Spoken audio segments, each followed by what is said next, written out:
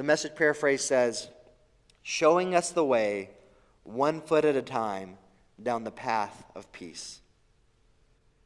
This phrase, showing us the way, one foot at a time down the path of peace, kicks off the theme of peace that is woven throughout Luke's gospel, which loudly proclaims that the way and life of Jesus always work for peace.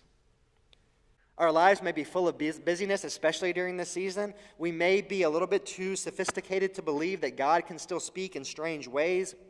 We may be too riddled with self-doubt to believe that God can use us because of our past, because of our age, because of our predicament, because of any other factor. We can think that God can't use us, but this story is one that shows that God can.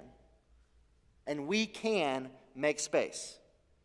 We can make space, especially during these days of Advent, this season that is built in for us to prepare for the coming of Jesus Christ.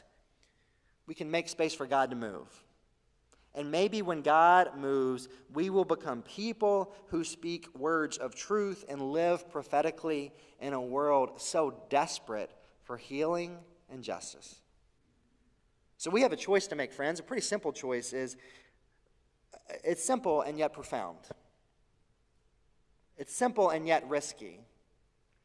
Will we be like the woman with the full cup of tea and not have any room?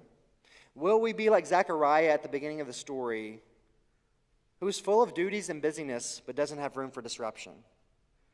Or will we be like the later Zechariah and make space for the disruptive movement of God and end up speaking and living lives of prophetic nature, of peace, of justice, and healing? This Advent and the days beyond it, will we make space for the disruptive Jesus? I hope we will. Amen.